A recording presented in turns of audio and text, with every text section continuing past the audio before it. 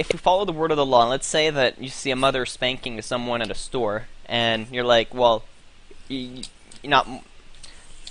It's not morally right for you to spank your child. Is that different than telling a mom that she's not allowed to take her kid to church? And both of those seem like you're never going to tell somebody at the store like you can't spank your kid. Some people will.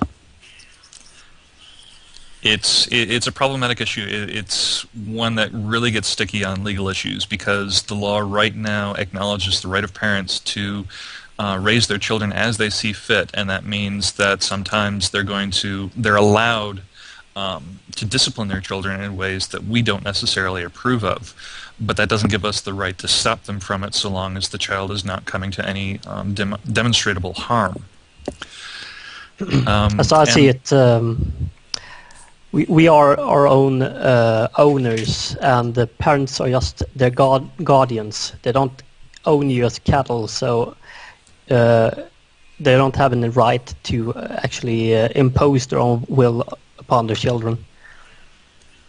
And in the U.S., I don't know about Europe, but in the U.S., that's a gray area in our legal system. Parents don't have the right to sell off their children, but they do have the right to decide how the children are best to be raised. And since there is a tradition of corporal punishment in our society where, yes, it is allowable and even expected that parents will discipline their children physically through spankings or what have you, that's where it gets gray. If the child is constantly showing up to school with bruises on them because of the extreme nature of physical punishment, that's when our society says, yeah, it's time to step in and bring this to a stop. That's a really good point. Like, we do have child protection services for abuse, and is there a point where we're actually going to be like, look, this is mental abuse, so it's not right to do that to your children? If somebody said that to a religious person today, like, look, you really shouldn't be telling your kid believe in God when he's 4, is there going to be a point where people are going to be like, yeah, you should be telling parents that? It makes sense. A lot of atheists agree that is a form of child abuse. I agree that it's a form of child abuse. I mean, when my nephew he's 6 years old now, when he's walking around after Easter, when his dad was playing Jesus in the Easter play, carrying around a cross shape, like it's 2 boards now together, and telling people to nail him up like Jesus, that's not right. There's something wrong with that, in my opinion. But because that sort of behavior has been normalized within our society, how do we fight it? How do we explain to people that this is really not a good thing when they have the utter faith that this is the truth? We're just telling them the truth. I don't know of a way to do that. Yeah, I don't know if you guys are Carl Sagan fans. I love the guy. Oh, yeah. My idol of ever. Just watching Cosmos and reading the book, like, I don't know how you can read that and then go back to church and be like, this is legit. That was kind of an irony. When I was growing up, I was watching the original Carl Sagan as it was broadcast on television, and it aired right after church Sunday nights. My mother was incensed, but she couldn't say anything about it because my father wanted to watch it, and I wanted to watch it with him. Somebody was anti-Carl Sagan? Oh, yes. Oh, boy. Can you Carl not love Sagan the guy? very famously said, "We are all star stuff." And I remember my mother specifically speaking up and saying, "That's wrong. That's from the devil. We were created by God. We are not star stuff." So there's a point in an adult or in developing mind that basically sets you on this path where you're not going to accept a different mindset. Like, I'll never be able to rationalize thinking in a God. I don't know when that belief happened, but is it what's happening with a religious person, but in the other way? Like, is it just so set in their brain that they can't get away? It's not that they can't get away, it's that they're either unwilling or unlikely. Certainly, as you grow older, you become more crystallized in your opinions. You're less likely to change. Your brain is physiologically less capable of adapting to new circumstances and new information. It's actually the foundations of Alzheimer's, as we're starting to learn. We can't avoid this by continually exercising our brains, by challenging our ideas and engaging in mental exercises. But people who are very comfortable in their mindsets, in their beliefs, they're just going to become more rigid as they come on. There's a reason why the Bible specifically says, train a child up in the way he shall go, and when he is old he will not depart from it. I think that's in Proverbs. Yeah. Haven't looked at it in a while. I mean, in my experience down here, it's like, especially with my parents, like, I would try to bring something up, and then, like, the most common response I would get is, I don't care, it says it, and I believe it.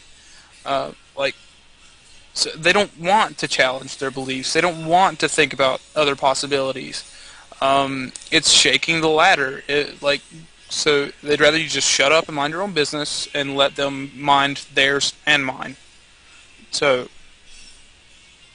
as long as they are your parents, they feel they have a responsibility for what you think and what you believe. I mean, it's not even just my parents. It's like, I'm just using them as the example because they're the ones I have the most contact with. But, I mean, it's everyone. It's like they refuse to challenge their beliefs, and they see it as wrong when you try to get someone to challenge their beliefs. Absolutely.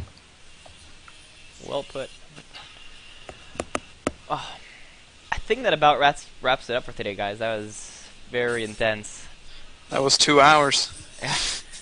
A lot of food for thought there. Just want to really thank all three of you. It was really amazing speaking to you guys. I have some pretty amazing stories.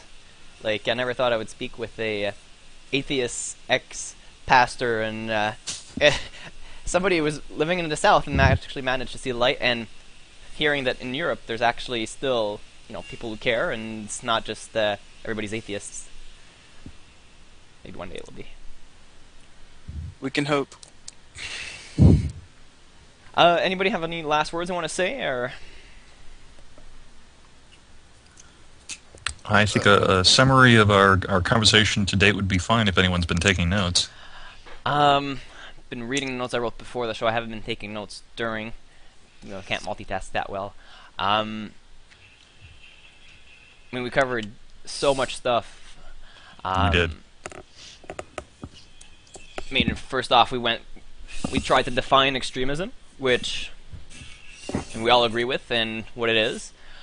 And we went on to describe why it's dangerous to society, and how this dangerous extremism is actually not just for extremism, but all religion is dangerous to society's advancement. Which is another point I agree with. We really need to get somebody on the other side to try to argue with us. And we talked about how moderate positions really, aren't good because they're supporting, or they're not fighting the extreme position. And we also went on to talk about how, why is atheism seen in a negative light in modern society? That doesn't make any sense to me. So again, thank you very much. I'm going to post the video to Reddit once it's done editing. It might take a week or so. And I hope you're all going to be here next time, because that was really fun. Learned a hell of a lot there. Wow. It was a pleasure chatting with you, gentlemen. Pleasure chatting with you too. I will see you all on Reddit. Take care, Spacefish. Take care, JJ. Thank you all for coming. Take care, Andy. Probably getting You late too. there. See y'all later. Hey, take care, guys. Bye-bye.